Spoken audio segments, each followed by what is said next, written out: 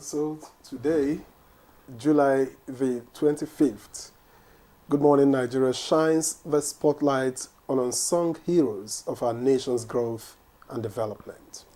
And you may be wondering who they are. Well, let me tell you. They are the millions of Nigerians living abroad who continue to make significant contributions to Nigeria's economy, culture, and global reputation, Victor. Indeed, from remittances that boost the economy to expertise and investments that drive innovation, the Nigerian diaspora community plays a vital role in our nation's progress. Yet, their stories often go untold, their challenges overlooked. Now, although the Japa phenomenon has led to the decline of strong human resources, as Nigerians relocating are mostly the youth, which makes a downward turn on labor and productivity in the country.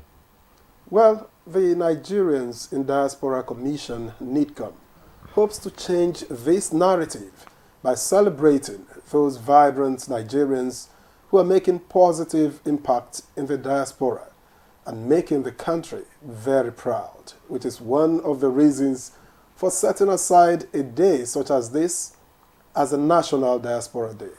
And this year, the National Diaspora Day will feature home strings program for the second and third generation of Nigerians in the diaspora, presentations on special diaspora projects by Nigerians in Diaspora Commission, among other activities. On the program today, we focus on the triumphs and tribulations of Nigerians abroad, their experiences, and the impact they have on our nation's development. We'll attempt to examine government's efforts to engage with the diaspora, the initiatives that work, and those that need improvement. And we will also discuss the role of the diaspora in shaping Nigeria's future and how we can tap into its vast resources and networks to drive growth and prosperity in the country.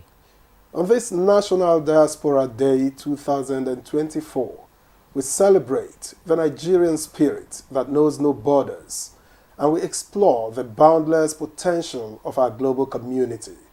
Welcome to Good Morning Nigeria. We are glad you could join us. I am Victor Azu. And I am Juma Yusuf. We're welcoming you to today's program. We're reaching you live on the network service of the NTA. We expect to see Chukwudi Okoli Ubaja at some point for the newspaper review. But for now, let's get highlights of the news from Olajide Bello. It's a very beautiful morning to you, Olajide. Good morning, Juma. Good morning, Victor. Good morning, Nigeria. And here are the highlights of the morning news. The Renewed Hope Livestock Reforms Committee has promised that Nigeria will have a report implementable towards solving the farmer-herders clash in 2 weeks. Co-chair of the committee, Professor Tairo Jaga, made the commitment after a meeting with President Bola Tinubu at the State House.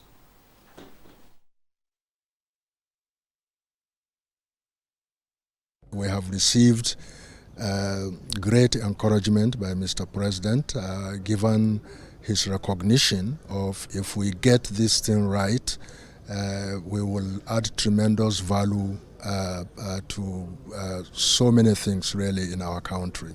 Mr. President today has expressed his excitement, has expressed his anxiety, and he's very anxious for this to take off.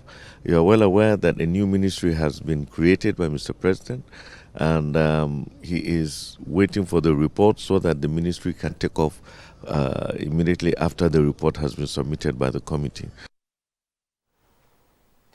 Charismatic Bishops' Conference of Nigeria dissociates itself from the proposed nationwide protest and wants actors to embrace dialogue. This was when the clerics paid a courtesy call on the Minister of Information and National Orientation, Mohammed Idris.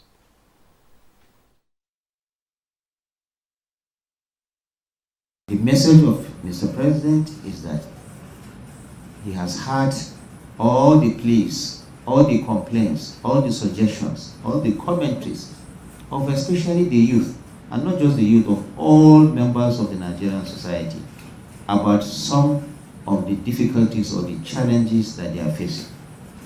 But Mr. President is also putting in place a number of measures to ameliorate that. Some of them, all young men and women who have finished university, who have certificates, who have done the NYSC, the Mandatory National Youth Service Corps, and have not been able to get jobs, will have something from government to keep them afloat until the time they get jobs on the floor. More Nigerians are speaking against the planned protest by some group of Nigerians. Daniel Wala, former spokesman of the PDP presidential candidate in the 2023 election, Atiku Abubakar, who spoke to State House correspondents after visiting President Bola Tinubu, believes such protests, with the manner it is being planned, is capable of slowing down the trajectory of development in the country.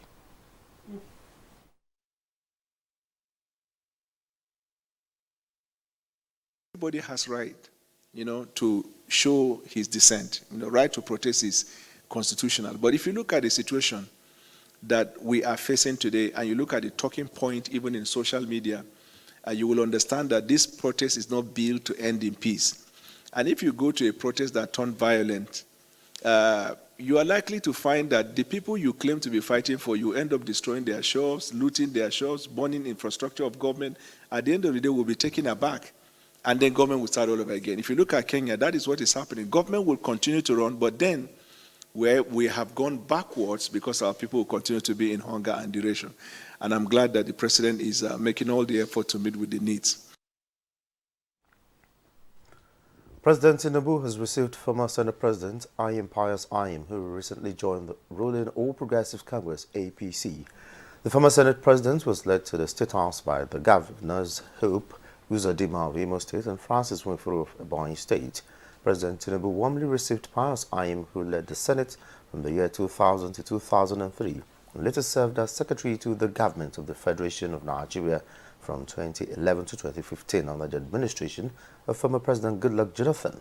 Senator Ayim says he decided to join the APC in national interest.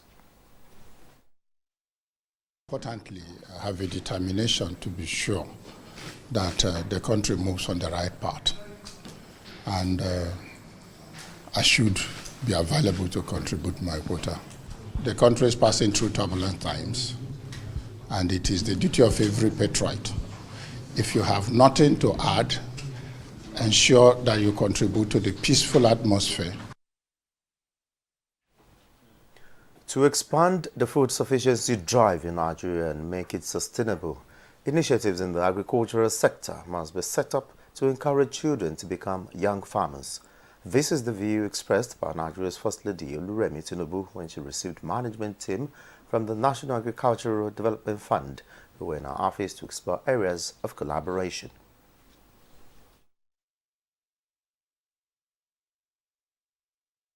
We have a lot to show the young children, and this is the time to do it, because once the children are able to get to it, it's very easy to bring it home.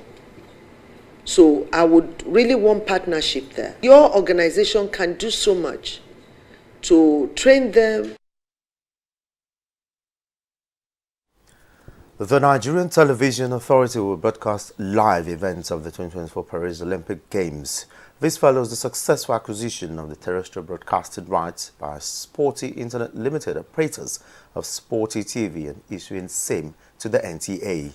Director General of NTA Abdul Hamid Dembos notes that the commitment Sporty TV to expand access to top their sport content, which aligns with NTA's mission to provide comprehensive and accessible programming to Nigerians. The partnership between NTA and Sporty TV and the Paris Olympics represents a significant milestone in sport broadcasting in Nigeria, promising to inspire a new generation of athletes and sport enthusiasts. The partners are pledging to continue to provide access to global sporting events for the viewing pleasure of Nigerians. And that's the news. Good Morning Nigeria continues with Victor and Jumai after this break. In a land of peace and harmony, we cherish our freedom and unity. But around the world, we've seen how protests can spiral into chaos. What starts as a peaceful protest can sometimes end in anarchy, tearing communities apart. My advice to these young people is please do not take us back to those harrowing days. So those who experience it will run away from it. Let's learn from these experiences. Let's value dialogue over destruction. Together, we can build a brighter future. Let's choose unity. Let's choose peace. Join us in the Peaceful Future Initiative, because together we can make a difference.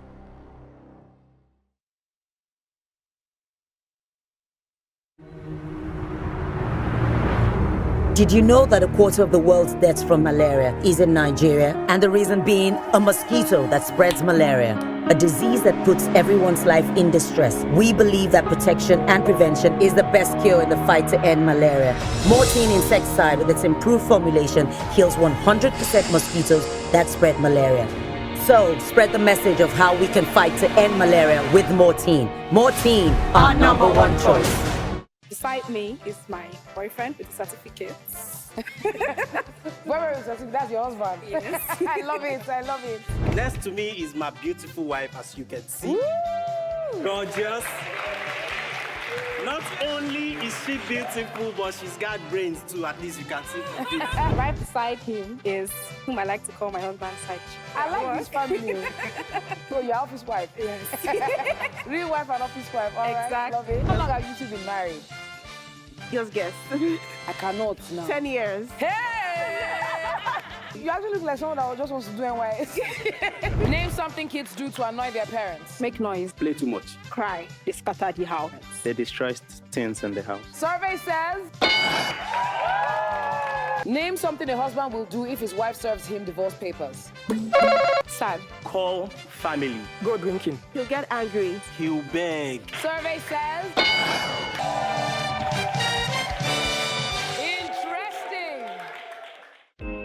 Nigeria, a land of rich culture and diverse voices, where every voice matters. In times of disagreement, let's choose dialogue over discord. Together, we can find solutions through understanding and respect.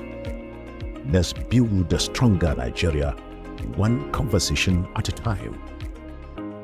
Dialogue, not protest. Unity, not division. Nigeria, united in dialogue.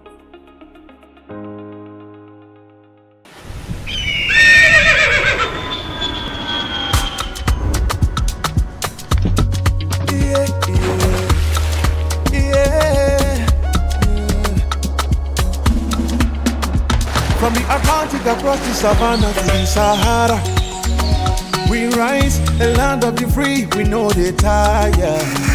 We dream great, our spirit is undying. Resilient, rooted like palm tree, we sway in colors, with undying demand.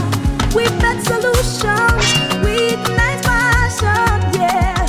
Ethnicity is unique, we are more than just a nation. We are Nigeria, strengthened in unity, we know they carry life. We are Nigeria, together live the dream of a land with great destiny. We are Nigeria. I am the Real Nigerian. Brought to you by the National Orientation Agency, NOA. The federal government of Nigeria warns vandals of national assets, electricity transmission towers, cables and other facilities to desist from this act of sabotage. Vandalism is a serious crime punishable under the law. Vandalizing electrical equipment will affect millions of Nigerians, including your loved ones. Remember that national assets belong to all of us, hence the need to protect them. Report all cases of suspicious movement around electrical facilities to security agencies. When you see something, say something. This message is from the Federal Ministry of Information and National Orientation in collaboration with the National Counter-Terrorism Center, NCTC, Office of the National Security Advisor.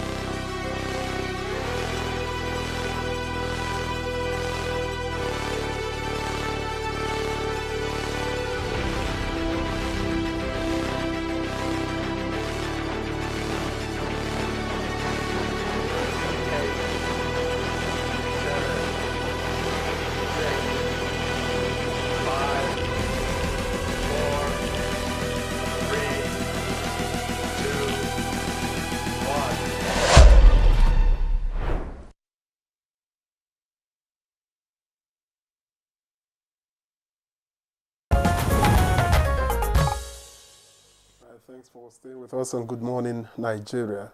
Well, next for us, let's get you to what the papers are saying this morning.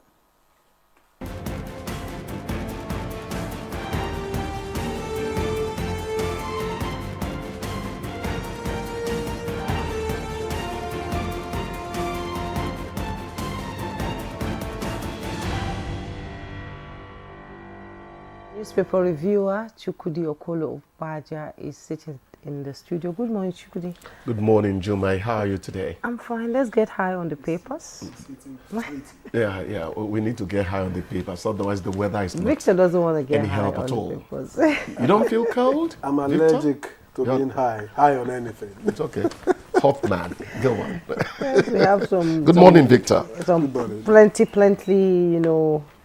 busy front pages, this morning. Let's begin with the Blueprint newspaper. On the Blueprint newspaper, above the masthead, we have Kaduna Assembly repeals Zaria Kafanchan Kaduna authorities laws, and details on page 18. NDLEA naps most wanted Lagos drug baron Temo, details on page 15. And customs exchange rate falls as Naira strengthens, as in the business news. And Olympic Super Falcons tackle Brazil in dicey duel. The headlines in the Blueprint newspaper: plots to hijack protest unleash mayhem thicken. That's coming from the federal government. With riders, count us out, says NLC ADSC Northern Coalition. Tanker drivers allege infiltration, and plans to pay stipends to unemployed varsity polytechnic graduates on the way. That's coming from the Minister of Information. And 33 Nigerians receive American varsities 2.92 million scholarships on the line. And ascent to Northwest Southeast Development Commission's historic. That's coming from the Kaduna State Governor Obasani, Deputy Senate President Barrow, and Deputy Speaker Kalu. Will speed up growth in our zone. That's coming from the Ohaneze. Let's quickly go to the Leadership newspaper. And the Leadership newspaper above the masthead, at 61, Mahi remains development jinx breaker. That's coming from his aide. Find details on page 7. Governors meet on 70,000 minimum wage. Local government autonomy. It's on page 7. Agri mechanization, FG plans to produce 5,000 tractors annually. Find details also on page 7. Stakeholders ask Tinubu to review Katsina Road project cancellation. Details on page 7. And 8 days to go. Opposition swells against hardship protest. With riders, we will not tolerate lawlessness. That's coming from the FG. Rally potentially dangerous, say governors. Northern, southern leaders caution planners, and 60 reps ask Tinubu to dialogue with youths. No going back, students declare. And 5 northern states account for 70% of polio variant in Nigeria. That's coming from the UNICEF. FBI, Trump shooter search details of Kennedy assassination. Details on page 21. All theft, NUPRC kickstarts $21 million metering audit. Details on page 17. And economic crunch, FG slashes foreign scholars allowances. And the picture story you see there, rescuers assist residents on a boat as they wade through a flooded road following heavy rains brought by Typhoon Gemi in Marikina City, Metro Manila, that is in Philippines. That's the picture story there.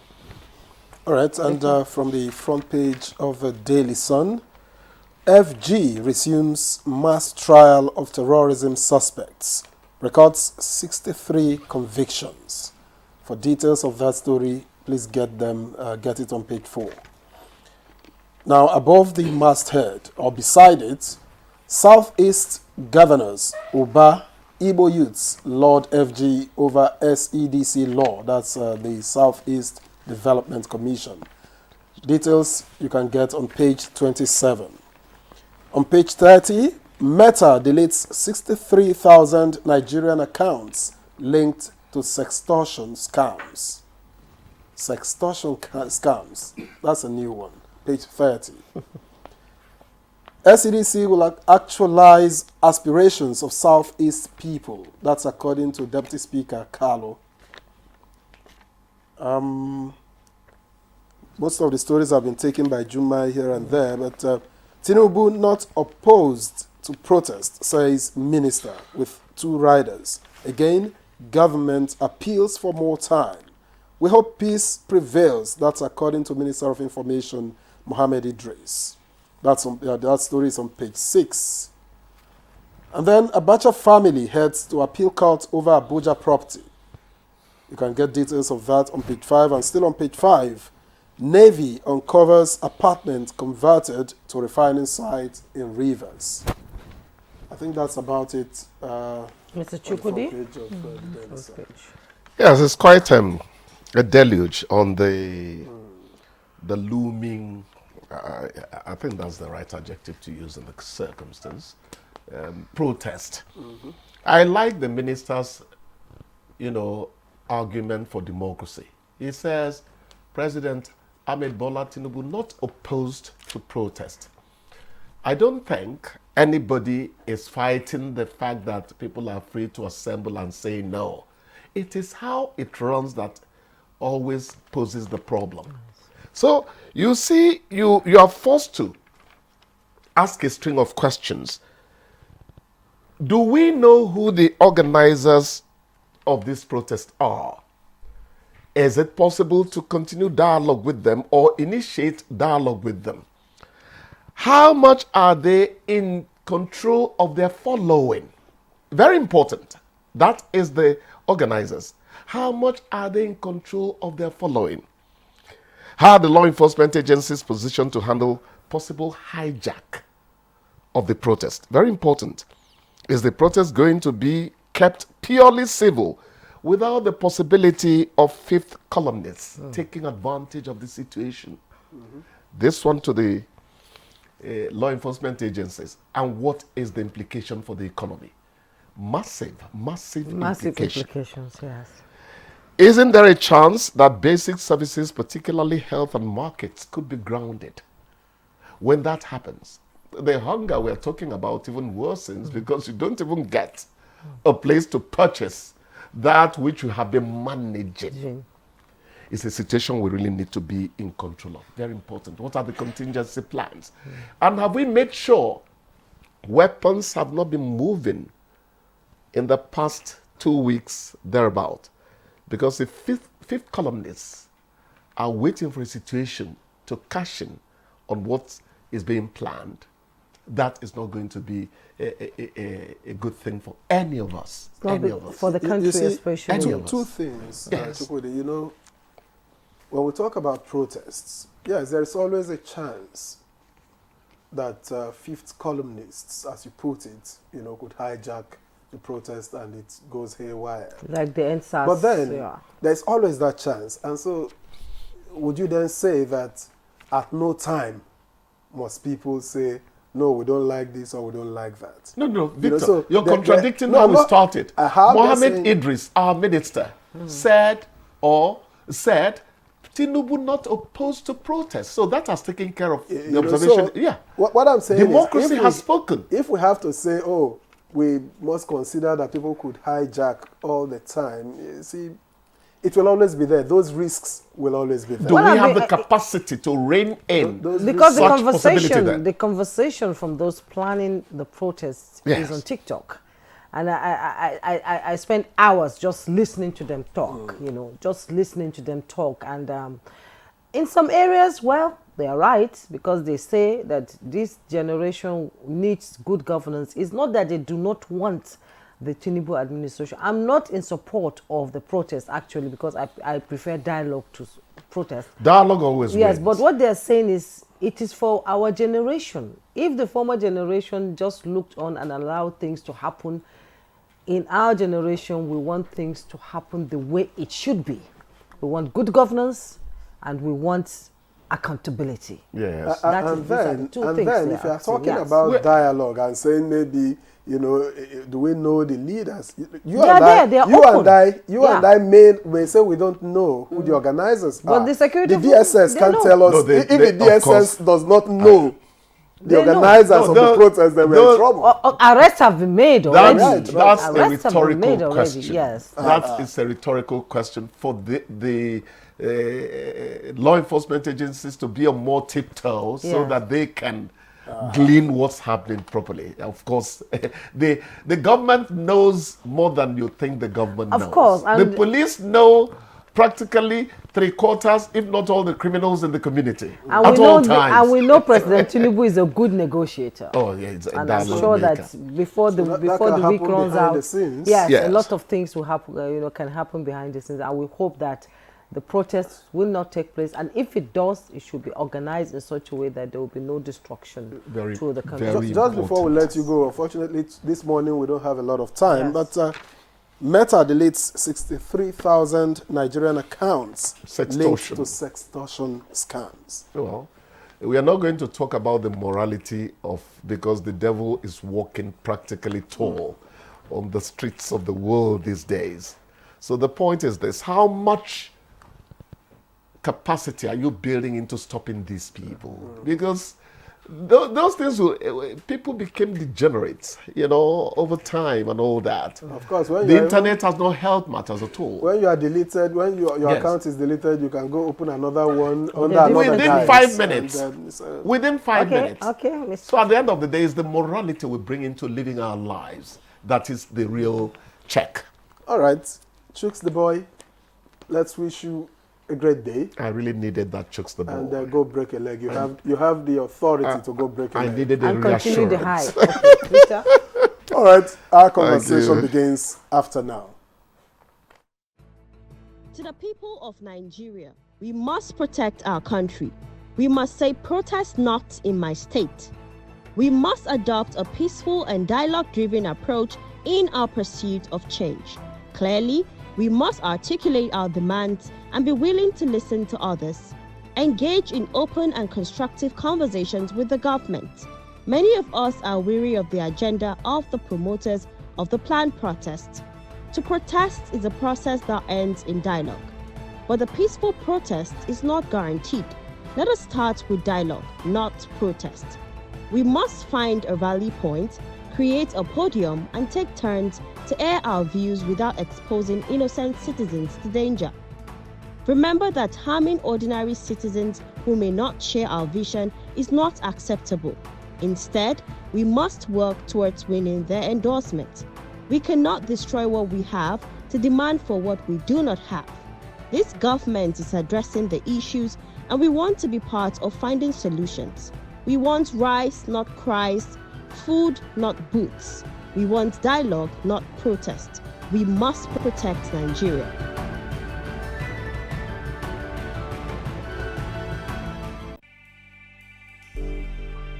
Meet lovebirds Jayola and Adama Davies. Their dream of living together as man and wife has finally been fulfilled. The latest couple in town. Hey! Mr. and Mrs. Jaye Davies! But an invasion by their troublesome families was not a scenario they bargained for. Her mother moves in. His mother shows up with his little niece. Then her younger sister joins the scramble. You want to stay?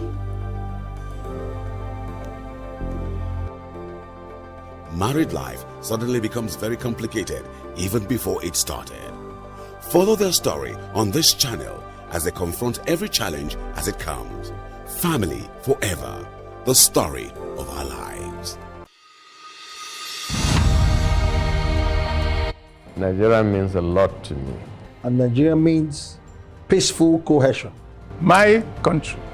We continue to pray, and then hopefully we will come to understand that unity of purpose, unity of living together. Our ethnic beliefs and background and culture is our strength. Ever since the amalgamation period of 1914 to date, about 100 9 years ago. The people of Nigeria live very peacefully with one another. I think diversity helps a lot to enhance robust development in Nigeria. All over the country, you have so many ethnic groups, over 250. That is enough to tell you that this is a blessed country that, that God has kept, together as one indivisible entity.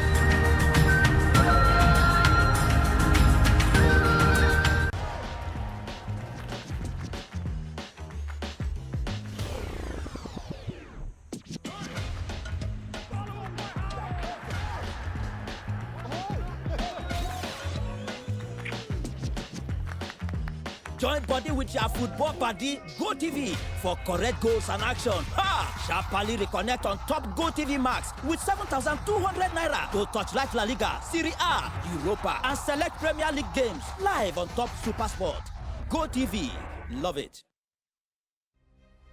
In a land of peace and harmony, we cherish our freedom and unity. But around the world, we've seen how protests can spiral into chaos. What starts as a peaceful protest can sometimes end in anarchy, tearing communities apart.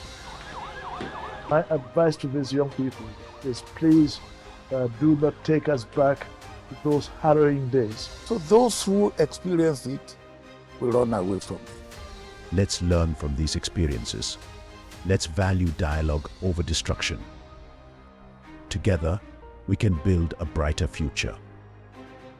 Let's choose unity. Let's choose peace. Join us in the Peaceful Future Initiative, because together we can make a difference.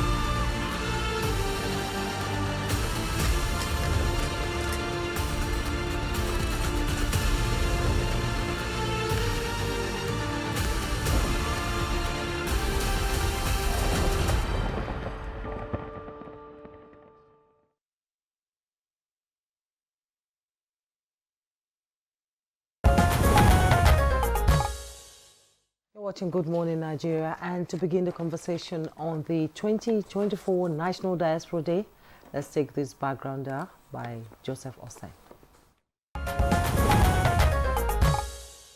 In different countries of the world, Nigerians are making significant impact in all strata of development, from medicine, science and technology to entertainment. Nigerians have contributed positively to their host communities and made a difference where it matters. There are names like Professor Iyala Elvis Peterside, a Nigerian-born medical doctor who was named America's Best Physician for the year 2020 by the U.S. Consumer Advisory Board. Chinyelu Nwara, representing Newcastle Central as Member of Parliament, and from 2016 to 2020 as Shadow Minister for Industry, Policy and Science. And what about Wali Adewale, a Nigerian-American serving as the United States Deputy Secretary of the Treasury? These are just a few names out of thousands of Nigerians abroad, not just contributing to development of host countries, but also promoting good image of the country. Many of them are also supporting development back home through financing infrastructural projects, humanitarian and capacity building programs, among many more. In 2022, Nigerians abroad are reported to have sent home 15.3 trillion naira the highest amount sent to any country in sub-Saharan Africa, based on the World Bank's Migration and Development Brief. The contribution of Nigerians in diaspora, in development, home and abroad, is why the federal government proudly, in 2009, set aside July 25th of every year as National Diaspora Day, in recognition of the contribution of these special Nigerians. This year, the event, which is the 7th since the establishment of the Nigerians in Diaspora Commission in 2019, is said to focus on key sectors of the economy, with the theme Japa Phenomenon and its implications for national development. Nigerians around the world from different walks of life will converge virtually to interact and network with ministries, departments, and agencies, as well as organized private sector, on ways to improve the nation's economy. Also, the event will recognize and honor outstanding Nigerians in the diaspora who have made significant contributions to national development. On Good Morning Nigeria, guests will analyze the significance of the 2024 National Diaspora Day, how Nigeria can benefit more from its diaspora community, and protection of rights of Nigerians to excel abroad. All right, many thanks, Joseph Hussein, for that background report. And joining us here in the studio for the conversation proper, let me first introduce Honorable Abike Dabiri-Erewa, Chairman, Chief Executive Officer of the Nigerians in Diaspora Commission, NIDCOM, our own. Welcome to Good Morning Nigeria.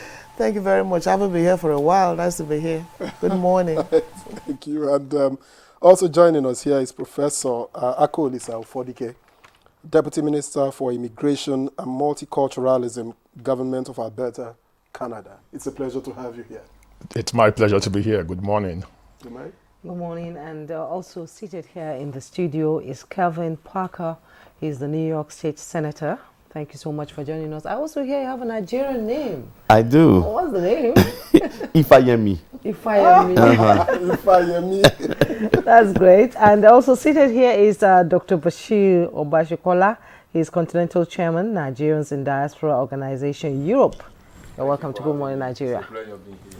Yes, we have unsung heroes in the studio today. Yes, this is a great opportunity. Well, opportunity to rub minds. Let's begin this conversation. Let me begin with the chairman of NIDCOM. Perhaps we start by asking, what precisely is the mandate of NIDCOM? Maybe that will get us going. Well, to ensure that Nigerians in the diaspora are engaged in the programs and policies of their home country. And we're looking at about 17 million Nigerians abroad. We're not sure, but we're working with that data. I believe we have a lot more than that. But we've started compiling data, working with our missions abroad to actually come up with what should be, but that is what we're working with. In Canada, for instance, we're working with a team that's actually getting together all the organizations, people. We're going to launch that sometime soon, and that might be the platform, the yardstick for others to do the same thing.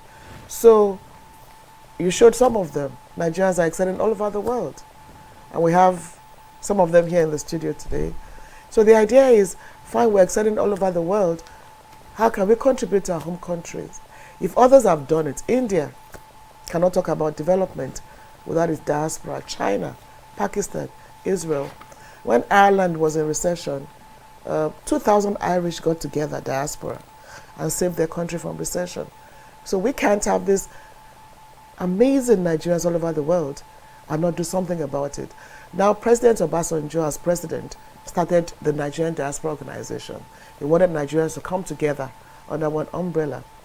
Now, in Parliament decided to set up the Nigeria Diaspora Commission, an agency that can, truly bring everybody together. So we work with everyone in the diaspora, and the last 5 years about engaging. We can do a lot more, but I believe we've started laid the foundation to do it. Look at remittances, we say over $20 billion. Nigerians in diaspora can I mean, they've been saving the economy. But beyond even the remittances, as we engage them, investments, diaspora fund, philanthropy. You know, we go to World Bank and beg, we get a few $1 million with conditions. IMF, we beg with a few $1 million with conditions. If we pull our diaspora together, you know, they can do much more in a structured manner, and that's what we're trying to do. So we've had some programs in place for them, the diaspora housing, where they can sit in the comfort of wherever they are and own their own homes. The diaspora mortgage will be rolled out very, very soon. That is, they can also get a mortgage, 50 million naira. You can add to it all your own homes. The Diaspora Day, a platform to come together, share ideas and experiences, and see how much more we can do together. And a lot more, the Door of Return in Badagry, where we get the historic African diaspora, like our senator from New York. Yes. If you wonder why he's here, it's because he's Nigerian. You know, he's American, but he's Nigerian. That's why you can traced see. his ancestry back to Exactly, Nigeria. exactly. So, and they are coming for Diaspora Day too. Yes. So, engaging Nigerians in diaspora, the historic African diaspora and all that. And I believe together we can build our country. You've been doing a lot. You've been all over the place, you know, people who are, you know, lost in the Mediterranean, Libya, Sudan, Congo and all that, trying to bring Nigerians home. You've talked about 17 million Nigerians out there. What about the unregistered Nigerians? What are you doing to ensure that they register or maybe get their papers to stay there? And no, we can't get their papers to stay there. But you know some of them. What are you doing about the unregistered Nigerians? Because I believe there are more than the 17 million. No, we shouldn't even encourage irregular migration. Okay. So we have a migration minister. That's what I'm here. saying. What message are you sending to them, those unregistered Nigerians? Yeah, here's the thing. Yes. You can, and that's the theme is Jackpot phenomenon. Yes. Let's encourage regular migration, not irregular migration. It's okay to migrate. You see them, Dr. Bashir here has migrated, is doing very well. Yeah. Our brother is doing very well. Many people are doing very well. You can migrate regularly, and there are opportunities. But you see, there's no point migrating and going to a worse situation. Dangerous. There's no point going through the desert. Look, we've brought back over 10,000 from Libya. Over 10,000. And we went into the detention centers, the most horrible thing I've seen in my life. They were packed together like sardines. And we came on television, radio, and said, please stop it. But today I'm still getting distress calls. But we're in Libya. It's a war situation in Libya. So here's the thing, avoid irregular migration. You can go. Although you don't want to lose your younger ones, government has its own role to play. Jobs. Enabling environment for jobs to be created, electricity, infrastructure, that's government's role. But for us as a people, we need to educate ourselves. 105 just brought back from Ghana, trafficked. So NAPTIP, Agency for Trafficking, you know, is working at arresting the agents that do that. But for us at NITCOM, it's about if you do get into trouble, we are there to help. But however, we keep talking about, you know, those who get into trouble or those who are in prison or something, and we're working with them. In fact, we're going to have a holistic thing about Nigerians in foreign prisons. There are some that there's a guy we brought back because he couldn't just pay his bill in a South African prison, and we're able to pay it for him. So there are minor cases like that, but the big ones, you do drugs and all that, you have to serve the term. But you don't have to be there if you didn't commit the crime. That is one too. But also most importantly is that there are Nigerians doing so well all over the world. Give me one Nigerian in trouble, I'll give you 10,000. Who are doing well. Excelling. Right. So we need to celebrate ourselves, and that is why we have the diaspora. Thank you, Honorable Abike Dabiri-Erewa. Let me get to Professor Fodike. You are well settled. You are even in government there in Canada. How would you think? She's listed a lot that has been done with the diaspora community, but how do you think Nigeria can better, you know, deploy the resources of its diaspora community? No, excellent question. So we talk about youth in Nigeria as an asset, and it is an asset. And if it's an asset, then, you know, before coming into government, I used to be a professor at the university, so you'll get some professorial type answers. Some of your assets are in-house, but some of them are, you know, outside as well. Some of them, you know, in accounting, they'll say goods in transit. But for those of us who are in diaspora, we're not in the warehouse, but we can still be an asset to the country in those places where we live. In many ways, I think she's listed some of them, the opportunities for to help attract investments, the investments that we make as individuals. Part of the Nigerian safety net is actually coming from the diaspora in terms of social assistance to family members who've been left behind. And we can't also trivialize the relationships that people develop when they move overseas.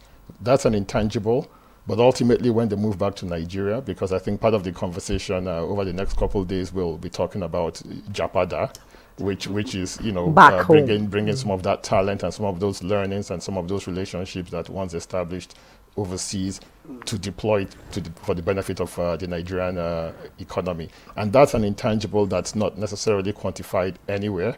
But if you think of some of the countries you mentioned, whether it's India, whether it's China, a lot of it was ultimately people who had moved to the States moving back. I believe more Indian grads from Harvard actually go back to India. So when they graduate from Harvard, less of them are staying in the United States. I mean, we hear a lot about those who are working in Silicon Valley, working on Wall Street, but a lot of them are coming to the United States, going to Harvard. They're taking a lot of what they've learned back home.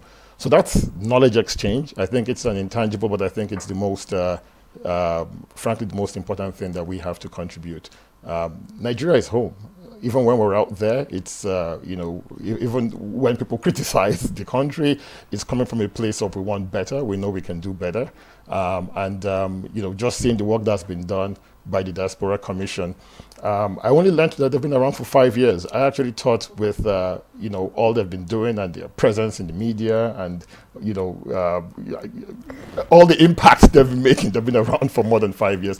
But it's only been 5 years, and if they can keep tying into those of us in the diaspora, both the Nigerian diaspora, people like Senator Walker, who are Nigerian by lineage, I think we can maximize the possibilities, right, for us all as Nigerians. Yes, and immense possibilities is abound here in Nigeria. And the Japa syndrome sort of, the younger generation feel, okay, I need to get to a better place to get a better life. But Kevin Parker, Nigeria, a lot of Americans are tracing their lineage back to Africa and are returning back to Africa, especially in Ghana, some in Nigeria, and you also have a Nigerian name.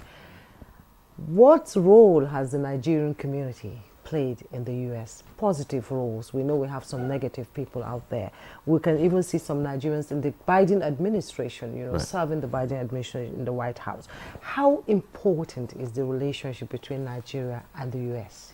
Well, the relationship is absolutely critical, and that's part of why I'm here, why I'm honored to have been invited by Madam Abike and my good friend Bobby Digi, who works tirelessly for NICOM in the United States, particularly in New York. I'm a 22-year incumbent in the New York State Senate. I'm the chair of the Energy and Telecommunications Committee, as well as the Majority Whip, right? But I also, in my other life, similar to my brother from Canada, is also a college professor, right? So I teach Africana Studies. I've taught at Brooklyn College and University of Albany. So I've developed a Pan-African both perspective, but then also a deep understanding and love of Nigeria and Nigerian culture. So I've been here a number of times. I'm a good friend of the Onia Ife, and have had a chance to visit with him and participate in his Olojo festival. And so, that kind of person-to-person connection is what we need to increase. And so what we see already in Nigeria is with this Diaspora Day is a reaching out and saying, yeah, we accept you, and a broadening definition of what the diaspora is, to include people like myself, right, who want to have a relationship with the country, right? But when you look at places like New York, you find Nigerians in every single walk of life, right? I'll point out one that's really obvious for most of us, which is the medical field, right? If God forbid you get sick, you cannot get well unless a Nigerian sees you. They're your doctor, your nurse, your physical therapist. There's somebody in the medical field at where you're going, yeah, somewhere, right? And so that's been a important part. That means one of the things you see even here in Nigeria, you wake up in the morning and the streets are busy because everybody gets up to work and everybody gets up to contribute.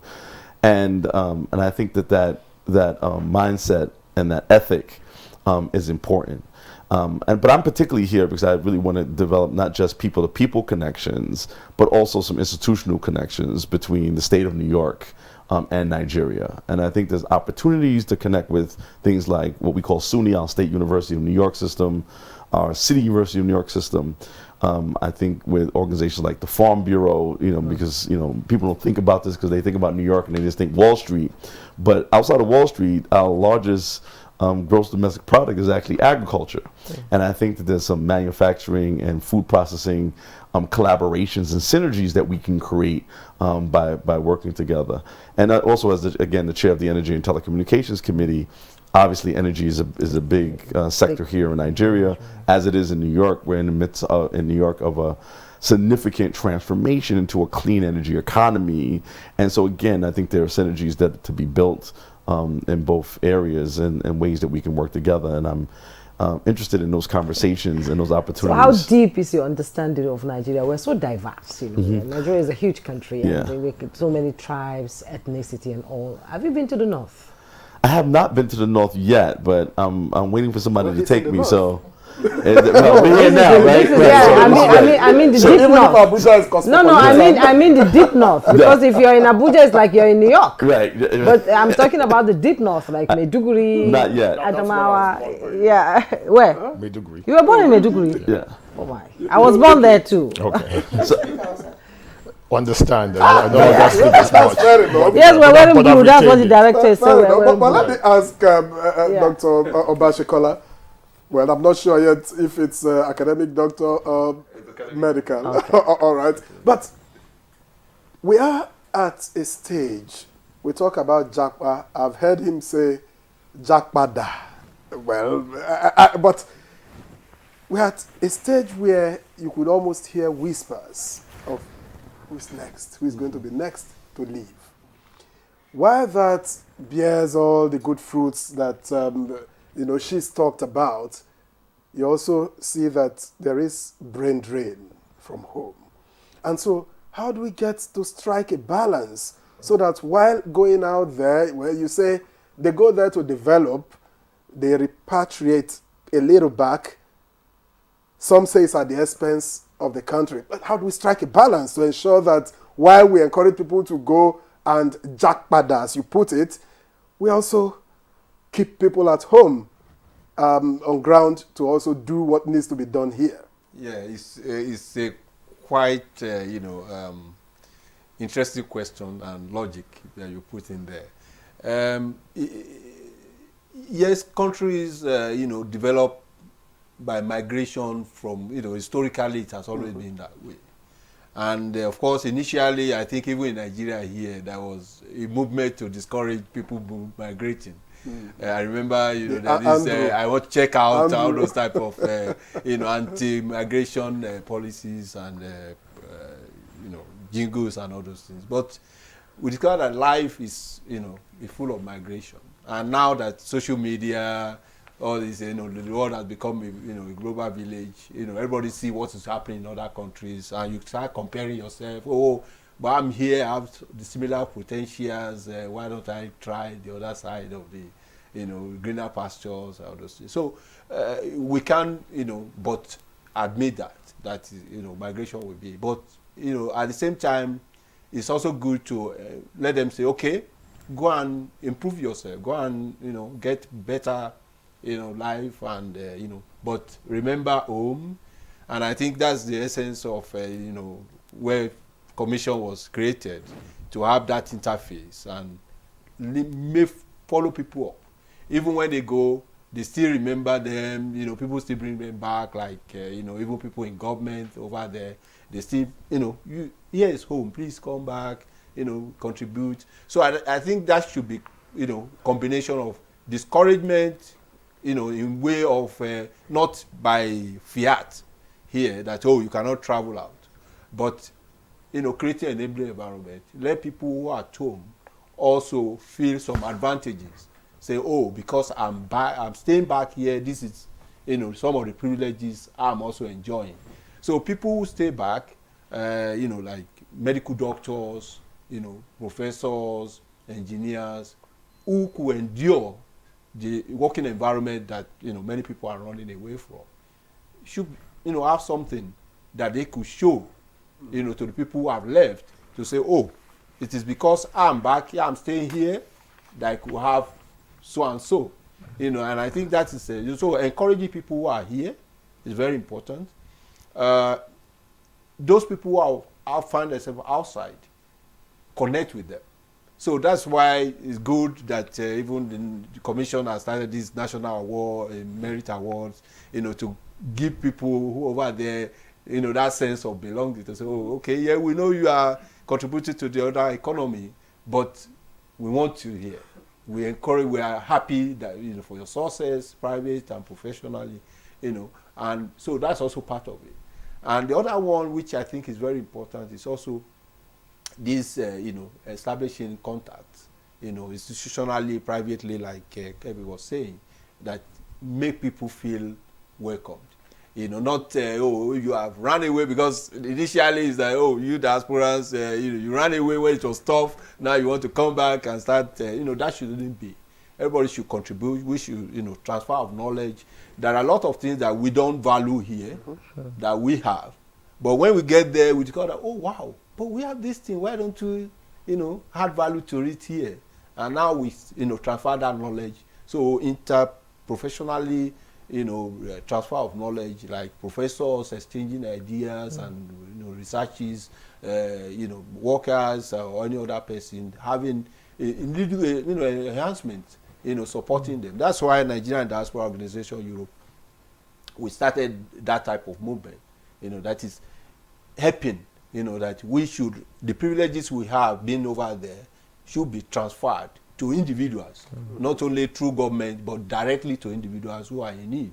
And we've been doing that, we have been here for a week now, since the 18th. We call it a Diaspora Week in and for Nigeria. That is spending it in Nigeria for the purpose of promoting Nigeria. And we'll be doing that in going around the country, all the geopolitical zones, to help, humanitarian people who are in need, in providing, we provide water, we're giving donations to charity houses, and that is it. So capacity building, also medical outreach, and in Ilorin we had the police housing. We discovered that the community doesn't have police stations or those stuff, or even the one they were living were not conducive enough. We decided to show government that even with little money, you could actually build a conducive environment. And the same thing we are doing also for medical cottage, the cottage health center in Igbelejika community in Ilorin, where we also renovated when we discovered the environment, and we equipped them also. So those are the things I think we make diaspora feel part of the system. And of course, we talk about involvement in the in the political system also by way of voting, diaspora voting, and those are the things I think that will make people in and out of Nigeria to feel part of the system, and also feel that, oh, okay, I could be over there and work, or even people here, we could, like the Indians are doing a lot of jobs that you call call centers. The people picking your phone, they are in India. So why don't, and we're an English-speaking country, why we could utilize that? And I think it's already been done, some of them, Google and all those. People could be here in Nigeria, working in Nigeria, while they are working for companies outside the country. But they are physically here. That means that they contribute also to Nigeria economy. Pardon me if I put you on the spot. Yes. Pardon me if I put you on the spot. Yes. Would you rather encourage? You've given me advantages on both sides and what it should be. Yes. If you have someone who just wants to do well at the moment, would you rather say, no, go out or stay back? Well, I've encouraged people to, even personally, my son, a medical doctor, I encourage him to stay here to get enough knowing the system. So it is also, I know it's tough, but you can encourage people. That's what I'm saying is to give encouragement. Those of us outside should give more encouragement to people to stay, so that we need to develop Africa. Can I use a basketball analogy? Yeah. So LeBron James went to Miami at some point. won those titles, and then when he was leaving, he says, "I'm taking my talents back."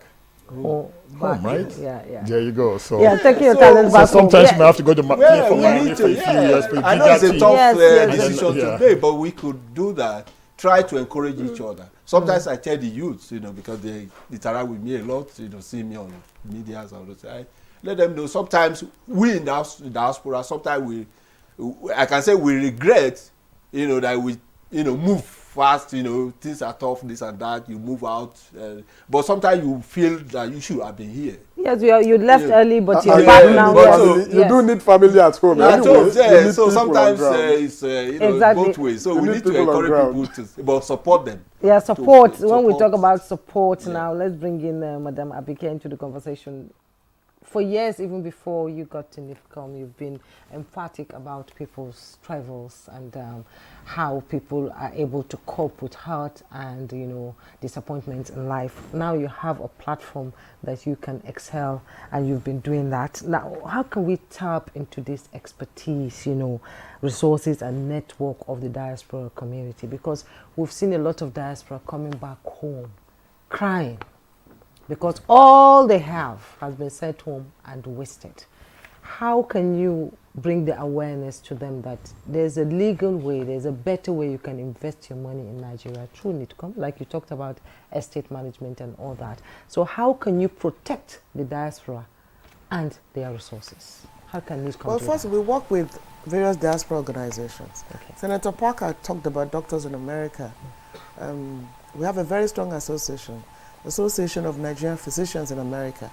They just left. They come all the time to give back. This year alone, what they did was worth well over 500 billion naira. And we have a lot of them now setting up hospitals in Nigeria. Nobody is talking about it, but you're going to see the enormous impact in the country. In the last 2 years, almost about 10 of the best hospitals have been set up by Nigerian doctors in the diaspora. And they're doing really very well. So that's part of the encouragement. And a lot of them, when they share their experiences, like, why didn't I do it this many years ago?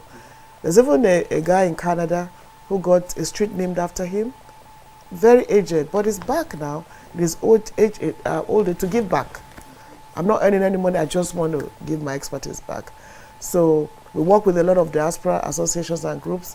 In UK too, the same thing, Mansag, in Canada, Campad, and all that. So it's about the engagement, really.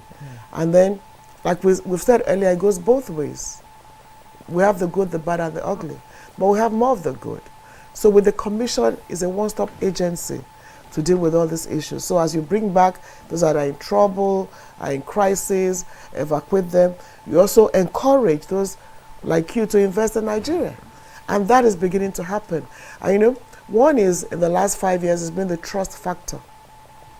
You want to build trust in the diaspora community. And I believe, correct me if I'm wrong, it's working. We're beginning to have these three amazing men here. We're beginning to build that trust. It's like, okay, there's somebody I can talk to.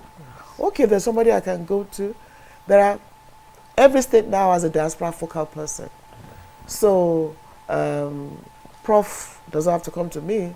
He can just go to his state and talk to his diaspora focal person and say, I'm bringing $100 million investment to your state. And then you meet with the governor, you have those conversations. Housing. A lot of them have had cases of, I want to build a house. I gave my brother and my sister, I want to marry another wife.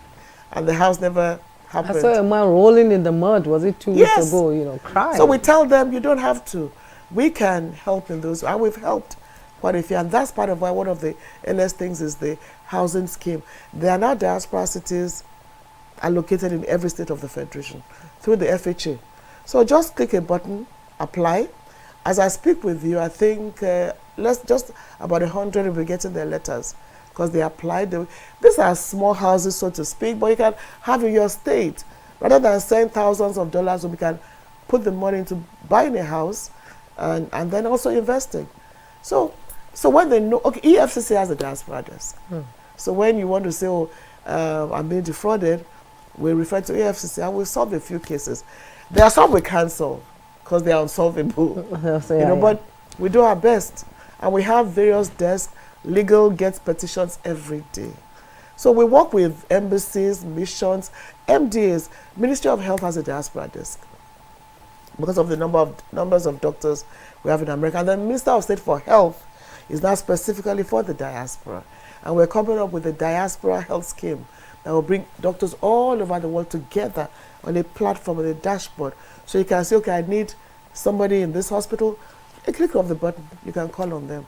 So many things are beginning to happen. In the educational field, it's amazing. Some come home to do their sabbatical and they don't go back.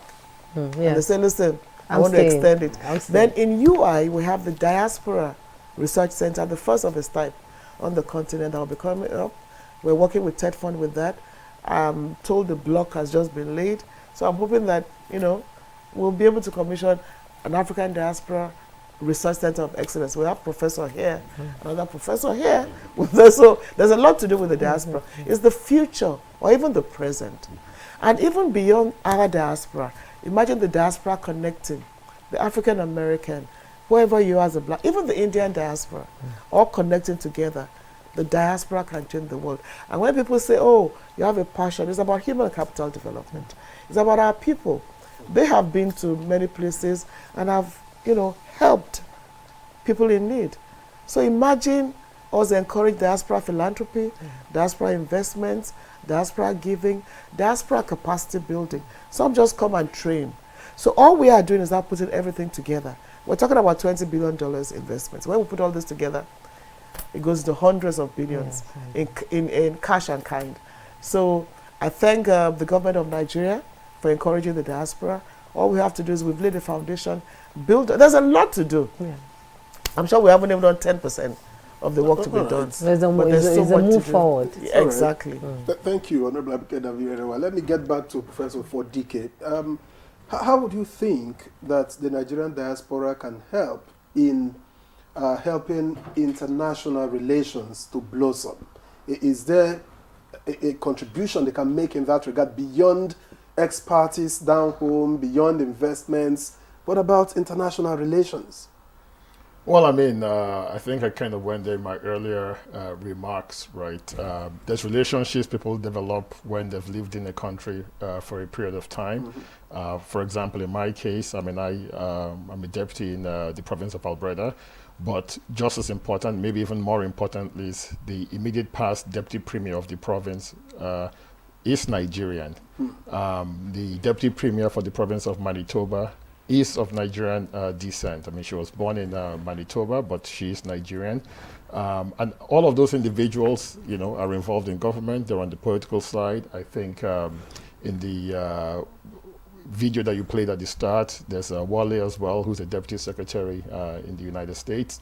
All of those individuals, I think, if we harness, again, their relationships, their network, their social capital that they've built in the countries where they reside, can actually help start to move the narrative somewhat. Because you're right, there's work that still has to be done in terms of burnishing Nigeria's profile internationally. There's progress that's being made as individuals. People appreciate and are starting to really respect and appreciate the value that Nigeria brings to their countries, to those communities. In Canada as well, we have a thriving Nigerian healthcare network, physicians, nurses. Ultimately, it's leveraging those who are in government as well to help, start to move the needle a little bit. This mission, so prior to, sticking around for the Diaspora Day celebration, I was actually here last week on a mission. So I was here in Nigeria for work. That in itself, would be the first time any province from Alberta has actually led or been in Nigeria for a mission. So coming here and exploring the possibilities when it comes to international talent attraction and the likes. So all of those things, I think, little things, but they can all come together, right, to help strengthen government-to-government relationships and the way other governments look at, Nigerian government as well. So how you were born in Maiduguri, you said? Where exactly? Maiduguri. I can't tell you the street. It was a long time. I don't think they had Google Maps then. People are born in Maiduguri. Well, I was born in Maiduguri. Okay, yeah. So, yeah. let's talk about the enabling and conducive environment that Canada offers for Nigeria, because I call Canada the new destination for Nigerians. Most of them are moving there because of the enabling environment.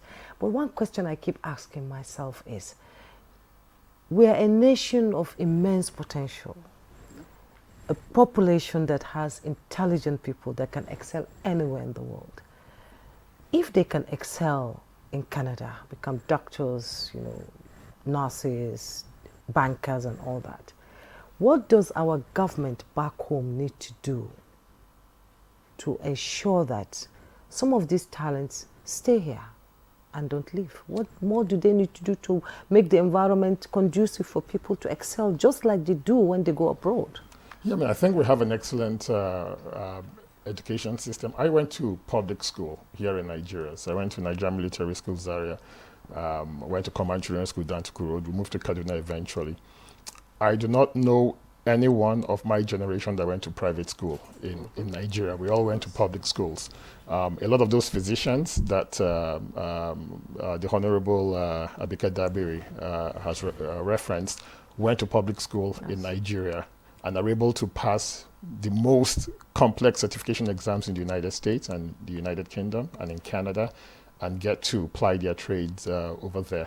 So I would say that the foundation really is creating a strong education system. So it starts with K-12, university education obviously as well, but that foundation, so kindergarten through grade 12, it is not necessarily a negative, right? We live in a global economy when people, again, leave and come back, or leave and maybe do not come back.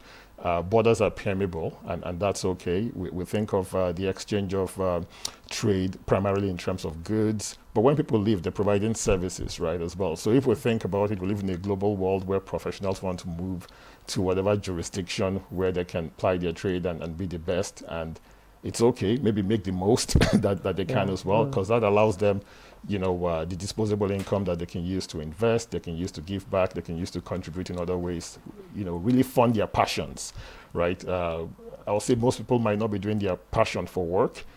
They want to work so they can fund their passion. Yes. So encouraging that movement, building a thriving and a really strong education system so that when people leave, if they choose to, but if they stay as well, which I think is the question, they can obviously help strengthen, the social fabric of Nigeria, but also the economic contributions as well. I'll maybe leave it on this note. When I went to school as well, we got to interact with people from all parts of the country. It was multicultural Nigeria, right? So I think an education system where people are encouraged to explore the country. I mean, go to school. I'm not sure if the federal, government college system still exists. The unity schools. If they're not thriving, I'll say, that's an investment that needs to be made. Maybe that's an assignment for the chair of Nigeria. They're not thriving as they should. Yeah. Yes, as they should. Yeah. So just fundamentally, it's strengthening our education system so that people who are here can succeed. But potentially, maybe they can also succeed if they choose to look beyond the Nigerian borders. Believe it or not, we had actually this similar problem in the state of New York, right? And so we're here, it's somewhat, people going to other countries. In a country as big as the United States, it's people leaving to go to other states. And so although we kind of work collaboratively as a country, but there's still competition between, especially neighboring states, right? And so we found it was kind of like two populations, right? One, entrepreneurs, but also young people. And for young people, there were kind of two specific things. One were economic opportunities for them, but the other thing is the housing market, right? Which may not be as big of a deal, but in the state of New York, housing is a critical issue. And what I'm hearing globally, that prices of housing is going up. So to the degree we can figure out ways to provide housing, right? So that you graduate from college, you get married, you're not living in your parents' basement. This is what happens in New York, right?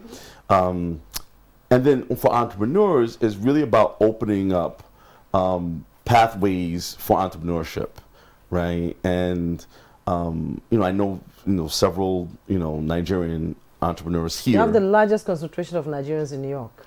Yes. Yes. Well, yes. I think it's between us and Houston. I think it's Houston, Texas. Yeah, Yes, Houston. yes. Houston may have a larger, and then Atlanta is also coming up very, very quickly into the United States.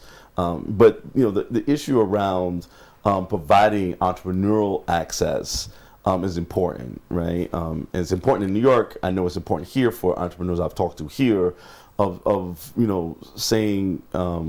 And I don't want to be critical of the Nigerian government because I still want to be here for a couple more days. But no, but all of us have a part to play. And I know in New York we don't do as much. You know, like in New York, our big issue is regulations. Is we just put too many barriers on things and too many regulations on things that don't allow businesses to be able to operate the way they need to in order to have a kind of profit that you need, and not just to have a lifestyle, but then also, again, entrepreneurship, even in a place like New York, small business entrepreneurship I'm talking about, right?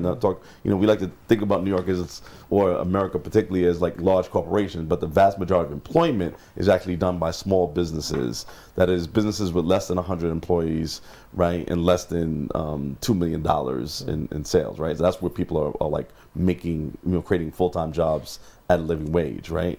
And so those kind of opportunities, both again for young people with access to economic opportunity and housing, and then for entrepreneurs in terms of pathways, contracts, maybe with the government, local or federal, all become ways that we keep people who have those talents here or attract people back because they see there's an opportunity for them. Okay, let me ask Dr. Bashikola, what are the typical issues that Nigerians have when they relocate? And I'm not talking about irregular migrants now. I'm talking about regular migrants, of course, maybe those who went to school and opt to stay back and all of that. What are the typical issues that they have, and how do those who have been there offer help? Because the better they settle, the better they are established, the better they can contribute to whatever diaspora fund that you are pulling back home. Yeah, that's a good one. Of course, we know, like I mentioned, social media, encourage people to move. Some being deceived or trafficked, or But at the end of the day, of course, some find their way out of those situations. And we try to, first of all, discourage them from, irregular migrations, of course. But those who find themselves there, we also, try to, give them leeway. That is, how can you, change your situation? Of course, part of it is knowing that they need skills. So, and one of the things we do, you said, our coming in is talking to the children, that, don't keep living dream life without, setting up the blocks that will take you there. Because education is very important, skill acquisition. Europe and I think most of the countries in the world now are getting older, and they need workers.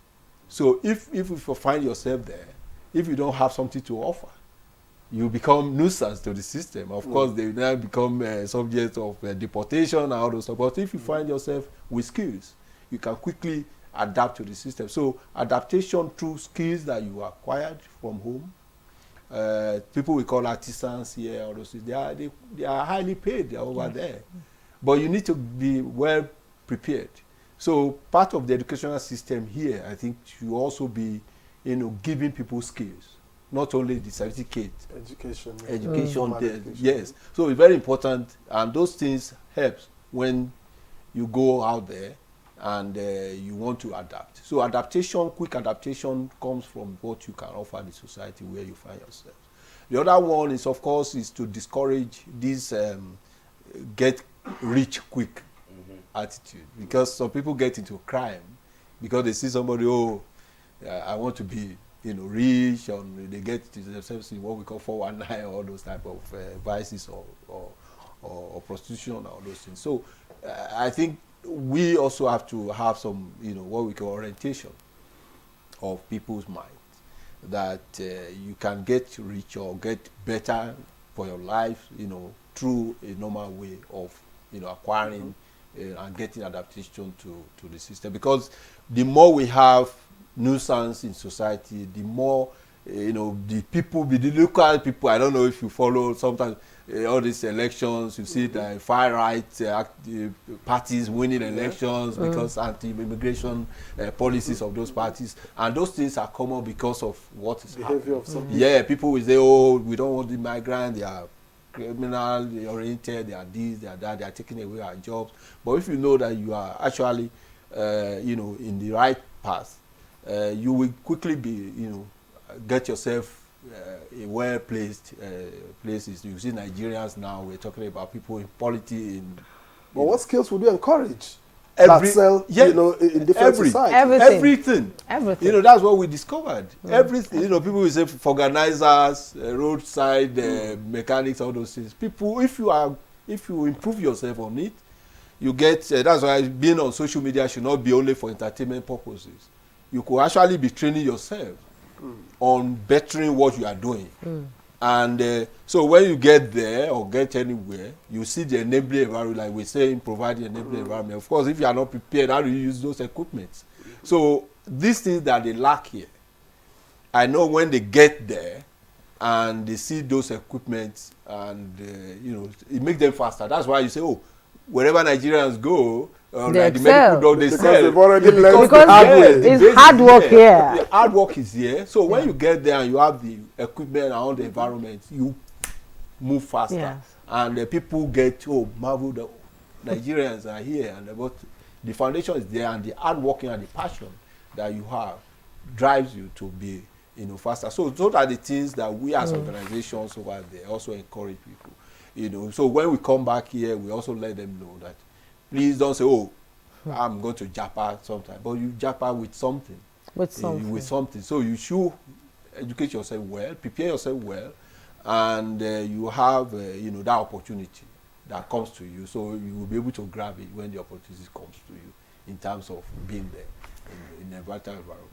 So those are the things that... Yes, you also require skills. And let me bring Prof here, Deputy Minister for Immigration and Multiculturalism, Government of Alberta. Some people get a 1-year visa, 6-year visa, or 2 years visa, move to Canada, and they don't want to come back. What is the support system for people who want to extend their stay there and sort of become citizens of Canada? What procedures do they need to follow?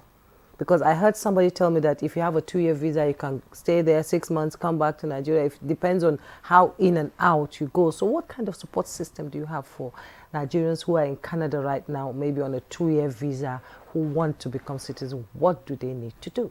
Right. So immigration as a construct is a joint area of constitutional responsibility between the federal government of Canada and the provincial governments when it comes to economic immigration. When it comes to visitors, students, anything humanitarian, so asylum seekers, family reunification, that's 100% federal. So having said that, I work for the province, but I'll just comment on that quickly. So it's a federal government of Canada responsibility, not a provincial responsibility. If you're there on a visitor's visa, I'll say visit and then go back home, right? Don't try and become a resident through that visit. Yes. It's also untrue. When you arrive, you're given 6 months. Or if you're given 6 months, it's also untrue that you can stay there 6 months and then go and leave, because I think there's been a change in purpose at that point in time.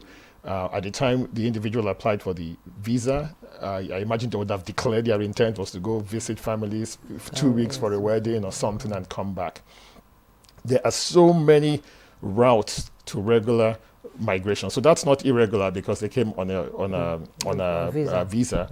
But if they now end up, some of those individuals actually go, they go declare asylum. Now they're going the irregular route. I mean, when it's not for a legitimate purpose, right? There are so many legal routes to migrating to Canada. I think you nailed it when you said, people are coming. I think last year, 2023, if I have my numbers right, 40,000. So there's 40,000 people who, doing their job here, did not seek visitor's visa, found a formal and proper way, regular route to immigrate. So I'll say, if you come on a visitor's visa, you likely have someone there. you have a head start. Adaptability should be easy. You have family members who can help you with settlement services when you arrive. You know, to your previous question, right, around what do Nigerians in diaspora do for those who move there, right? Settlement services, right? Helping people find a home. You know, sometimes credit is an issue. First and last month rent. Indemnifying them, you know, from their landlord against, you know, the likelihood that they might default on their rent. So if you have someone there, you're likely going to adapt. You're likely going to settle easily. I'll say return after your visit, and then if you like it enough, please apply for permanent residency from Nigeria, right? As opposed to you know, exploring ways to keep extending you know, the visitor's visa. Canada welcomes 485,000 people. That's the target this year. Next year is going to 500,000. And Nigeria is now the, you know, 4th largest, you know, provider of permanent residence to Nigeria. So there are so many possibilities, you know, through, you know, the formal routes. I'll also add that Nigeria is the number 2 country for international students. So come as a student. If you like it enough, apply for your master's, apply for your PhD. When people come there and they graduate, they're given an open work permit. On a visitor's visa, you don't get a work permit, but now you have an open work permit. And as a student, on a student visa. That's right. And then after you graduate, so on the student visa, master students and higher, they have a work permit. But I'm saying when they graduate, so there's some countries you go to as an international student and they want you to leave when you graduate. In Canada, we do all we can to retain people, because I talked about adaptability. Who's more adaptable than someone who came to school, did their master's, graduated? So there's policies in place to try and do everything to get those individuals to stay. And a significant portion of the permanent residents that we accept every year are actually former international students. So that's what I'll encourage those individuals to do. Apply for you know, grad school, or come back home, keep doing, you know, what you're doing, that great banking job and IT, and then ultimately apply for your permanent residency. I think we'll go on a break very shortly, but perhaps later on when we are back, perhaps you want to tell us what are the things that usually stop people from getting visas, because that's where illegality or irregularity you know, comes into play. Maybe along the line you'll be able to tell us what people should do by the time you apply and what you shouldn't do, so that you broaden the chances of, you know, being able to move legally and regularly. Let's pause here for a break, and when we return, the conversation continues. In a land of peace and harmony, we cherish our freedom and unity. But around the world, we've seen how protests can spiral into chaos. What starts as a peaceful protest can sometimes end in anarchy, tearing communities apart. My advice to these young people is please do not take us back to those harrowing days. So those who experience it will run away from it. Let's learn from these experiences. Let's value dialogue over destruction. Together, we can build a brighter future. Let's choose unity. Let's choose peace. Join us in the Peaceful Future Initiative, because together we can make a difference.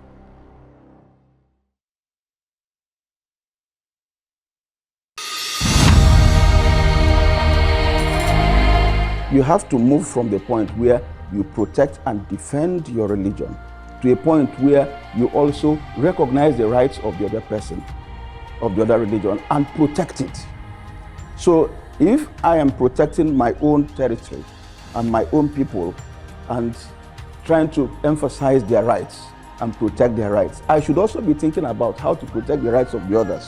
Both Islam and Christianity recognize and defer to God, and both recognize the temporariness of the life of this world, and that ultimately we all go back to God for the day of reckoning, when everybody will render an account of his life on this temporary abode.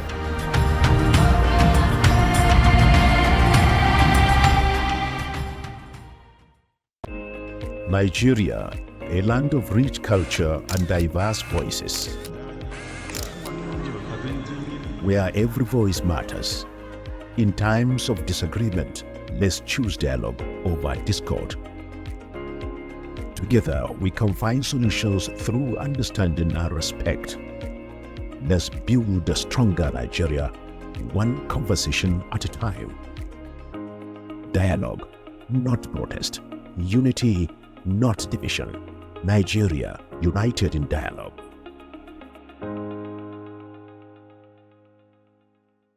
The federal government of Nigeria warns vandals of national assets, electricity transmission towers, cables and other facilities to desist from this act of sabotage.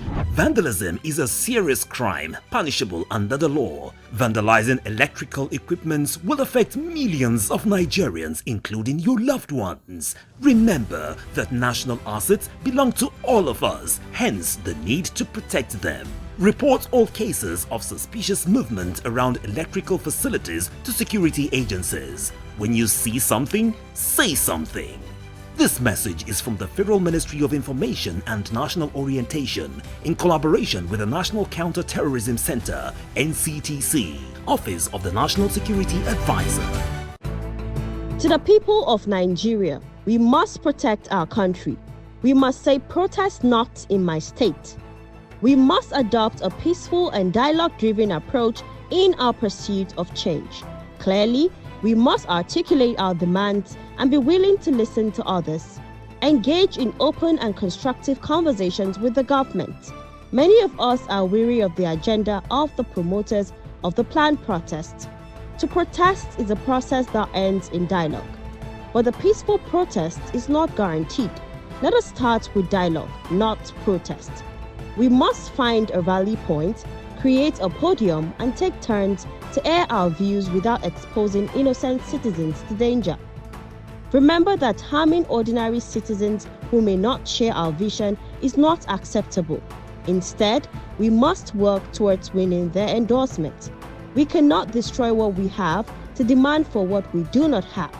This government is addressing the issues, and we want to be part of finding solutions. We want rice, not cries, food, not boots. We want dialogue, not protest. We must protect Nigeria.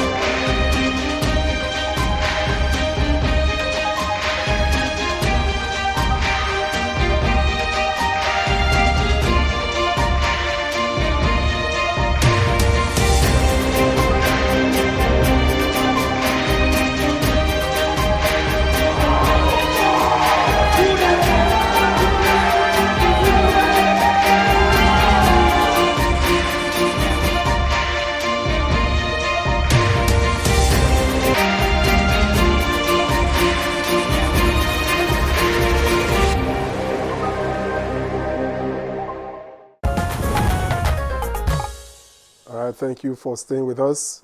This is Good Morning Nigeria on the network service of the NTA, and we've been discussing the 2024 Nigerian Diaspora Day. But while I remember giving you a question to hold for B, let me quickly get to Kevin Parker. To say, what, are the typical expectations of host governments of Nigerians when they, come there, to ensure that they do the right thing and not the wrong? Because I know sometimes, innocently, the things you do here in Nigeria, and maybe everybody just smiles and we get away with it. You could do it there, you're in trouble. What are the expectations typically? Well, I think a lot of what we've heard about what happens in Canada is similar, right? It rang very true for me, which is part of it is doing things the regular way and making sure you kind of following the rules. I don't find that necessarily that we have a big problem with people coming there and just getting into trouble, you know, because they don't necessarily know the culture. You know, a lot of things that we need to do better in the United States. We do not have a clear path to citizenship.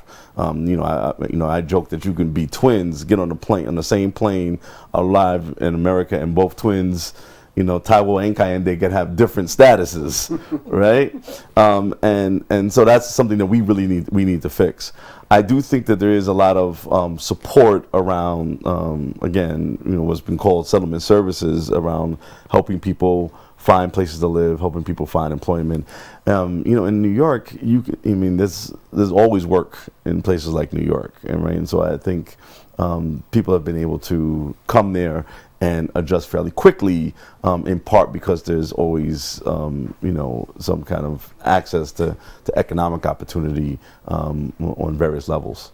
Okay, talking about economic opportunity, you hold that question still. Let me come to Madam Abike. You know, the diaspora remittance plays a huge and vital role in supporting national development, and their impact, you know, should be recognized and leveraged through effective policies and initiatives. What kind of policies and initiatives do you have on ground to ensure that this remittance, you know, comes back for the development of the country? No, remittances actually are more for sending money for education, for healthcare, to take care of my family and all that. So we are even saying beyond remittances, we can encourage investments. We can encourage a lot more than just remittances. So remittances, you're not even capturing the informal ones. Dr. Bashakola probably bought $10,000 from friends and relatives who said, let me give this to A, B, C, D. Yes, and I'm sure same thing with Prof. You know, give A, B, C, D. It's not even captured formally. So remittances has helped our economy, because when you look at the remittances, even much more than revenues of some states. It's about almost 6% of our, you know. So we're even saying beyond that. And the CBN, you know, comes up with policies that encourages you to transfer your money through the formal route. But beyond even that, imagine 1,000 diaspora putting $1,000 or $10,000 together and saying, okay, we want to invest in Medicare, we want to invest in SMEs. And that is something we're going to do, having the diaspora come together and look at small-scale businesses. You can invest in, you know, a few people that can run small businesses. They will generate a lot of jobs. So we have a few things in place to encourage such things. Like I said, one is even having this conversation, building the trust, attracting, you know, the caliber of the diaspora that we're beginning to attract, coming home and all that. And then INCOM itself has a diaspora policy, which was ratified by the Federal Executive Council, that guides all our diaspora engagement. So it's what we try to implement. It's going to be reviewed every 5 years. And so we have a policy document to guide all diaspora engagements. And virtually every MDA is involved in implementing diaspora policies and projects. Even what Senator talked about, ease of doing business. We have to make life easier for those who genuinely want to come and do something, not frustrate them. So there are cases where there was somebody who wanted to bring something to a university, you know, I mean, a whole lot of equipment, got to the university and was frustrated. It was like the head of the institution looked at the person and said, you want to take my job? If you bring all this, you're taking my job. The lady had to take it to Ghana. Our loss. Our loss. So if we had known, you know, we were not even, maybe just at the baby stage, that we get involved, we ask, I'll let you know that it's not a competition. And another challenge is this. Some Nigerians in the diaspora come, there's resistance. Oh, you think you're better than us? Because you've gone Obodo. Yes, you've gone, and then you come, hey baby, how you doing? I come from America. They don't want so we try to make it clear that nobody is better than the other person. Let's capitalize on everything we have. We are Nigerians, we're the best, wherever we find ourselves. So Nigeria abroad is coming home to willingly do something. Let's encourage them. And that is why, like we said, we have diaspora focal persons, we have us, we have the even the diaspora organizations too that we work with. So the policy is about implementing what we have now, and then facing the challenges that we have. What as NIDCOM, we still don't have an office. 5 years on, we're managing here and there, better funding. Continental offices is in our policy, is in the law that we should have these offices. So if you have a continental office for the Americas, it's easier to engage. And you're not doing consular service or visa, everything. You're engaging. You're saying, okay, this is what you want to do. I connect you immediately. So those are still some of the challenges we face. But again, you don't talk about challenges. You just talk about solutions and keep working at it. All right. So I left you a question earlier. We're talking about, we're talking about regular migration. For instance, I'm going to move to Canada. I first need to get a visa. It's when it becomes difficult, people start saying, how do I go? So what do people need to know, in applying for visas so that they can get it? What are the do's, what are the don'ts? So, I'll say the first do is only get your information from the Government of Canada's website. I find it interesting that people feel the need to use agents. Somebody who's here with them in Nigeria that isn't in Canada. I think it's not unreasonable to assume that he or she cannot help you get to Canada when they haven't done it for themselves. All of that information is on the public record. There's a website where you can go in, you can put in your skills, put in everything, your degree, your age, pretty much your own bio data, that even if you were engaging with a lawyer or a registered immigration consultant, because you do have registered immigration consultants that practice immigration in Canada. But the process for applying for immigration as an individual, I think, can be done by most individuals. If you're coming as a business immigrant, because we do actually accept investors as well, then it's a little more complex. You might need help. So you complete your assessment. It will tell you what you need. You have to write the IELTS exam. You need to get your degree evaluated through. In the province, we have something called International Qualification Assessment Service. There's also WES as well. It doesn't matter who you use to evaluate your credentials. Yeah. You plug it all in. It gives you a score. It's like writing an exam. And then you can also look at the past cutoff scores. And if your score isn't there, then you have to find ways to start improving. I know people who are taking French because we reward, if you're bilingual, you get more points. There's people who are taking courses in Alliance Française. I actually know somebody who went and learned French and successfully passed the French exam and got enough points that was required to immigrate. So start by creating this baseline, get everything evaluated. If you have the scores you need, you apply. It's only a matter of time. Sometimes, in Nigeria, they say, honorable, surulere. It's okay to be patient. So sometimes it's only patience because people are interested in coming to Canada from all over the world. It's not just Nigeria that they're processing visas from. But the starting point is rely on government information, create a baseline. If you need to improve your scores, you can tell where you need to improve them. Go do that. But there are the unspoken ones, the ones that are left to discretion, where it just looks and say, from this guy's application, my gut feeling tells me this guy just wants to jackpot. So the visitors, I think you're referring to visitors visa. But guess what? Canada does not process visitors visas in person. It's all based on documents. So you apply online. So unlike the US, I know that you have to attend an interview in person. So there's human to human interaction. The country has tried a lot to make the process objective. So objective being documentation, right? So it really comes down for visitors visa is really providing very strong documentation, right? And if the documentation is tight, I think it just improves the chances of success. Okay, let me bring in Dr. Bashir here into the conversation. Europe is the worst hit by illegal migrants, especially through Libya, through the years going through Spain, and we've seen a lot of devastation on the sea where a lot of Nigerians die or are put in prison, like in Libya, where Madam Abike has been, going to bring them back home. So if they end up getting access to Europe, what kind of support system do you have in place for people who come in illegally, or maybe they are kept at the Spain border and not allowed in, and coming back to Nigeria is also a problem because they can't follow that route again. They will die on the high sea. So what support system do you have for Nigerians who migrate illegally to Europe, and when they are captured, do you get information that they are there, and what do you need to do to ensure that they are safe even if they are going to be deported? Yeah. Yeah, because Europe is, neighbor to Africa, Yes. so people, think the access is closer. Even that's one of the reasons why many people are deceived.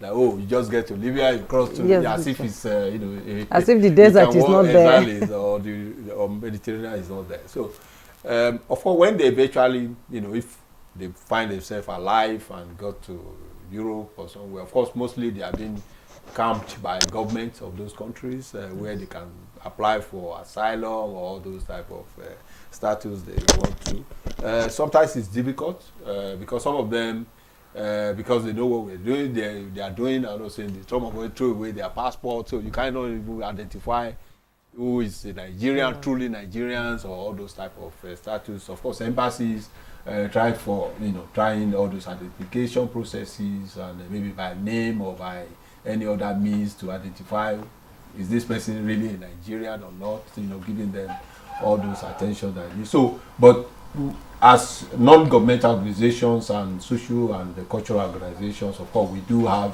those type of contacts with some of them, giving them support while they are in the camp or in the camp, either deportation camp or asylum seeking camps or those type of things. Or people you find, some of them maybe on the street, trying to find something for themselves. So those type of interventions do happen.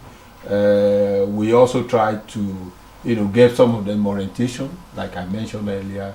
Either to say, okay, but you are potential, you are educated, you are this, why don't you try to become students or start education or so. Some of them are lucky enough to say, okay, they apply while they're there, submit all their documents, but they have to travel out. But then traveling, and they know they will be able to come back now regularly. So those types they have been identified as people with potential. Exactly, with potential. Some of them used to such advice and come back to Nigeria, go and apply, because already you know that, okay, you have this opportunity of coming back as students.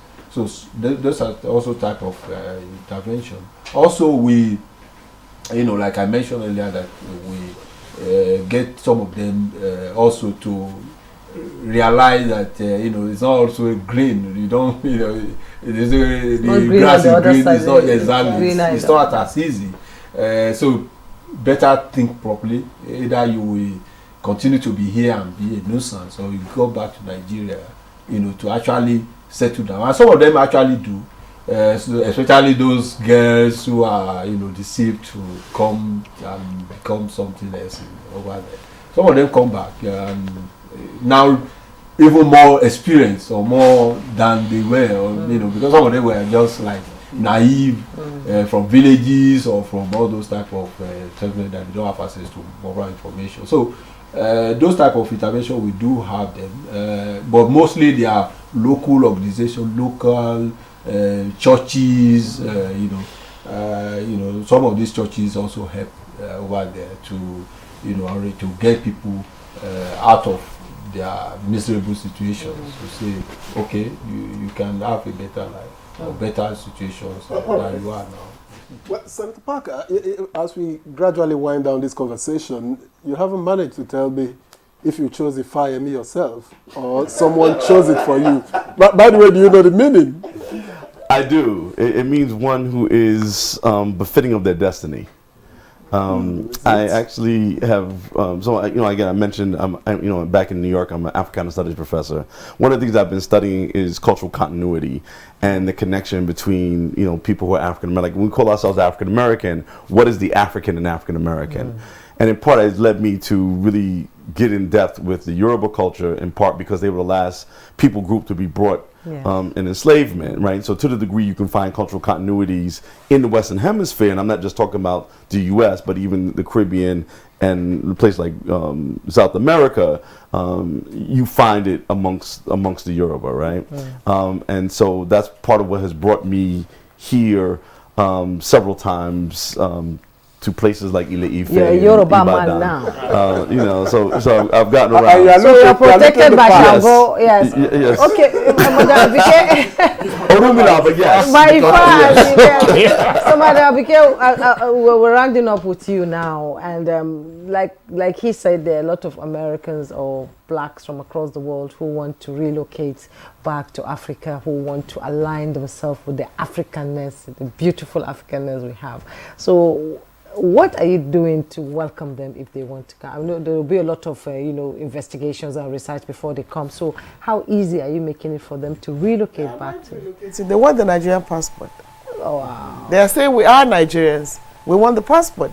And we received how many last week? Almost about 13. And they're saying, listen, we've done our DNA. That says we're 60-something percent. Meghan is, exactly. Nigerian. So they are saying, how can we get our Nigerian passport? And that's the conversation we're having. But the answer is that it's a constitutional matter. You know, we have to amend the constitution. They tell me, oh, Ghana gave 150 Americans their passport at one fell swoop. Well, that is Ghana. But Nigeria will work out something. Will it be a part of the conversation? The Minister of Interior is the decision, is a constitutional matter. But in welcoming them, our doors are open. And like I said, we also have the door of return in Badagry, October, 3rd Saturday of October every year. And it's an emotional, spiritual, physical, economic connection to the continent. That is a very emotional one. They walk that path. I'm sure you've never been there. No, where our ancestors really walked. You're going to see what really happened. They take the walk.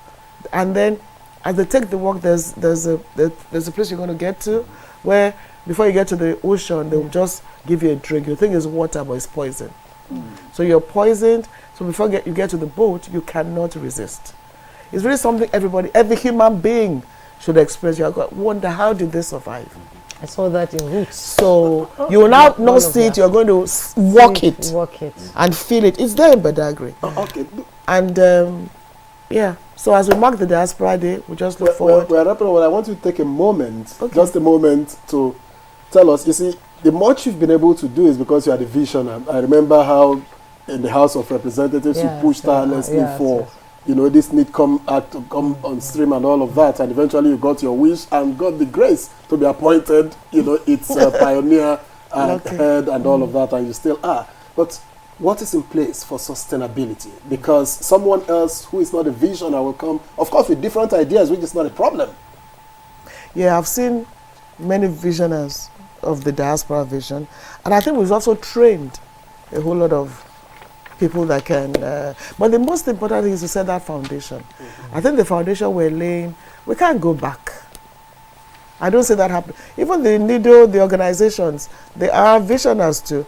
So we've been able to, take it to a stage where I believe all you have to do is move forward, not backwards, because we're talking about our people, the best in the world, wherever you go to. If as the saying goes, a country where there's no Nigerian, there must be a problem with that country. You got to leave that country. So all right, Honorable Abike Dabire-Erewa, Chairman, Nigerians in Diaspora Commission, NIDCOM. It's been a pleasure having you on the program today. Thank you very much for coming. Thank you. Let's also quickly thank Professor Akoli Saufodike, Deputy Minister for Immigration and Multiculturalism, Government of Alberta, Canada. It's been a pleasure having you. Thank you. Pleasure was mine. And let's also thank Kevin Parker, New York State Senator. Thank you for your time and thoughts. Thank you. And finally, the last but not the least, Dr. Bashir Obashikola, Continental Chairman, Nigerians in Diaspora Organization, Europe. Thank you very much for sparing us this time. Thanks, it's a pleasure. Happy National Diaspora Day. And that's Good Morning Nigeria for today. Thanks for keeping us company. I am Juma Yesuf. And I'm Victor Azu. We'll see you again tomorrow.